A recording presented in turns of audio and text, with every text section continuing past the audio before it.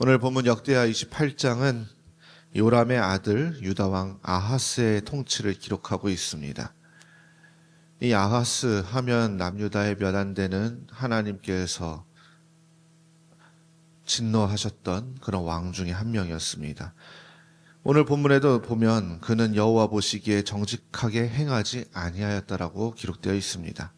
특히 그는 바알을 섬기면서 인신제사를 드리는 죄를 범하였습니다. 이 인신제사라 함은 레위기 20장 1절에도 기록되어 있는 것처럼 하나님께서 사랑하시는 자녀를 우상 앞에 바치는 큰 죄악이었습니다. 그래서 하나님께서도 이러한 죄악에 대해서 돌로 칠 것을 율법으로 정하실 정도로 굉장히 심각한 죄악이었습니다.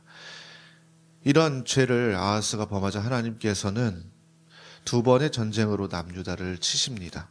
첫 번째는 아람 왕을 일으켜서 남유다가 살육당하게 됩니다. 두 번째는 북이스라엘의 베가 왕을 일으켜서 하루 동안 유다의 용사 12만 명이 죽임을 당하게 됩니다. 당시 남유다의 왕의 아들과 국내 대신과 총리 대신 등 주요 인사들이 죽임을 당합니다. 그런데 이때 심판의 도구로 쓰임받았던 북이스라엘이 실수를 하게 됩니다. 그것은 남유다 포로를 20만 명을 잡아간 것입니다. 그들이 포로를 잡아서 의기양양하게 사마리아로 돌아갔을 때 선지자 오뎃이 하나님의 백성을 노예로 삼는 것에 대해서 경고합니다. 11절 말씀을 같이 읽도록 하겠습니다. 그런즉 너희는 내 말을 듣고 너희의 형제들 중에서 사로잡아 온 포로를 놓아 돌아가게 하라. 여호와의 진노가 너희에게 임박하였느니라 한지라. 이 선지자의 메시지를 들은 지도자 몇 사람이 전장에서 돌아오는 군사들을 막고 이 하나님의 경고의 메시지를 전합니다. 그리고 북이스라엘은 남유다의 포로들을 극진하게 대접한 후에 다시 돌려보내게 됩니다. 이것은 하나님께서 남유다 왕 아하스의 범죄로 남유다를 치셨지만 그것은 남유다가 돌아오기를 바라는 하나님의 사랑 때문이었지 그들을 북이스라엘의 포로가 되게 하시려는 의미가 아니었습니다. 이처럼 하나님께서는 남유다를 지극히 사랑하셨지만 남유다의 아하스 왕은 그럼에도 죄에서 벗어나지 못하였습니다. 그 결과 남유다는 다시 에돔 사람들과 블레셋 사람들로부터 공격을 받게 됩니다.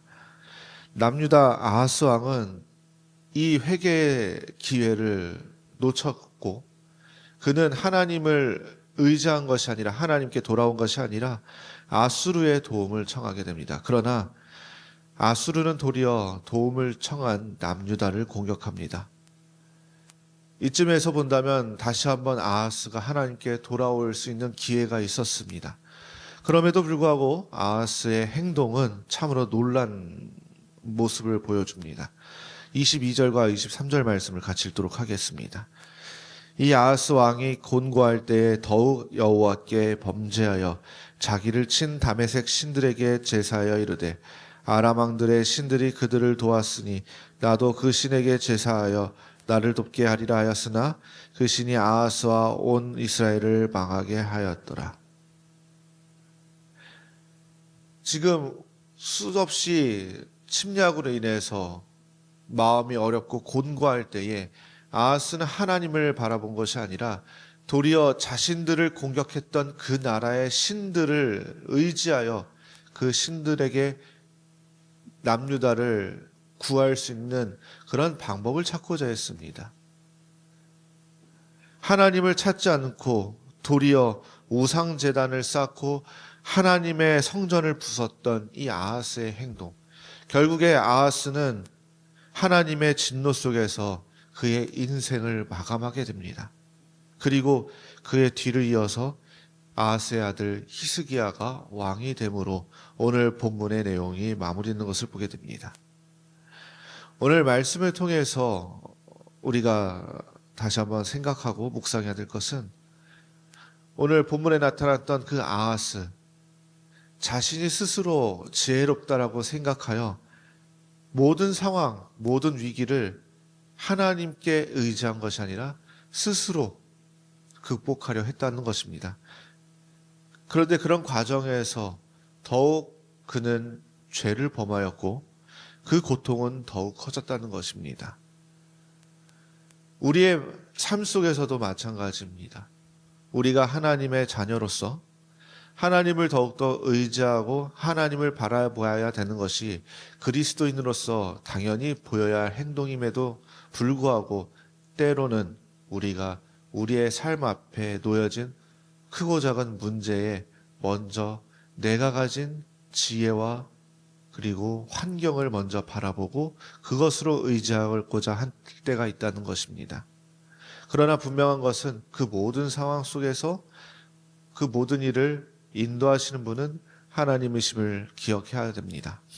뿐만 아니라 우리는 살아계신 하나님을 두려워해야 한다는 것입니다. 우리의 연약한 모습으로 인해서 때로는 하나님 앞에 죄를 범할 때가 있습니다. 그때에 우리는 또 다른 지혜를 가지고 그것을 해결하려는 것이 아니라 바로 하나님 앞에 돌이켜 회개해야 합니다. 그러면 하나님께서 그 죄를 용서하여 주시고 품어 주실 것입니다. 속히 하나님께 순종함으로 은혜와 복을 누리시기를 바랍니다. 무엇보다 우리의 삶의 주인이 되시는 분은 하나님이시며 우리의 삶을 인도하시는 분 역시 하나님이라는 사실을 기억하시고 하나님을 더욱더 바라보고 의지하시는 저와 성도님들 되시기를 주님의 이름으로 소망합니다. 오늘 주신 말씀 묵상하시면서 함께 기도하시겠습니다.